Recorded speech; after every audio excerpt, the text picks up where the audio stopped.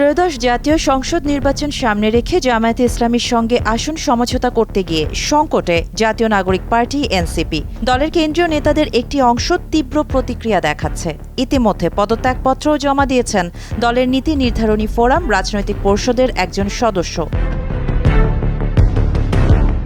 জামায়াতের সঙ্গে এনসিপির সমঝোতার বিষয়টি অনেকটাই চূড়ান্ত হওয়ার পর গতকাল শনিবার সন্ধ্যায় দল থেকে সরে দাঁড়ানোর ঘোষণা দিয়েছেন তাসনিম জারা। তিনি দলটির জ্যেষ্ঠ যুগ্ম সদস্য সচিব ও রাজনৈতিক পরিষদের সদস্য ছিলেন। এর আগে গত বৃহস্পতিবার দলটি থেকে পদত্যাগ করেন এনসিপিতে জামায়াত বিরোধী অংশের নেতা হিসেবে পরিচিত মীর আরশাদুল হক।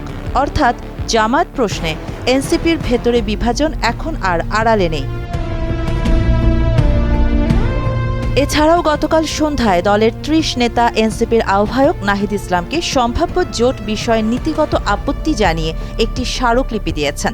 সেখানে স্পষ্ট ভাষায় বলা হয়েছে, জামায়াতে ইসলামীর সঙ্গে কোনো রাজনৈতিক জোট এনসিপির নৈতিক অবস্থান ও রাজনৈতিক বিশ্বাসযোগ্যতাকে দীর্ঘমেয়াদে ক্ষতিগ্রস্ত করবে। বিশেষ করে তরুণ ও মধ্যপন্থী ভোটারদের মধ্যে বিভ্রান্তি ও হতাশা তৈরি হবে, যাদের সমর্থন নিয়েই এনসিপির জন্ম। আর এখানেই সবচেয়ে বড় প্রশ্নটি উঠে আসে যে দল মধ্যপন্থী রাজনীতির প্রতিশ্রুতি দিয়ে আত্মপ্রকাশ করেছিল, তারা কি এখন কেবল ভোটের অঙ্ক মিলাতে গিয়ে সেই নীতিগত অবস্থান থেকে সরে আসছে?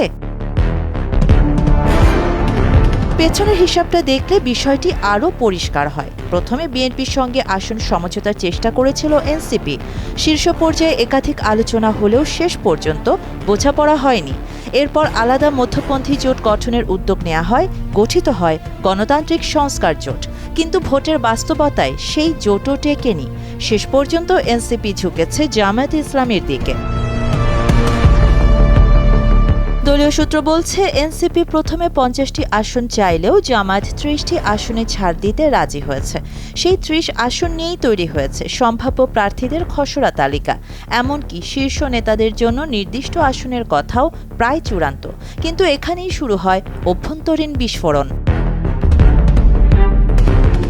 সমঝোতার খবর প্রকাশের পরপরই দলের কর্মী, সংগঠক ও সমর্থকদের বড় একটি অংশ মুখ ফিরিয়ে নিতে শুরু করেছে, এমন আশঙ্কার কথাই উঠে এসেছে স্মারকলিপিতে।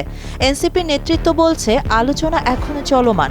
সংস্কার ও বাস্তবতার কথা মাথায় রেখেই সিদ্ধান্ত নেওয়া হচ্ছে। তবে বাস্তবতা হলো, জামায়াত প্রশ্নে দলটি এখন দুই মেরুতে বিভক্ত।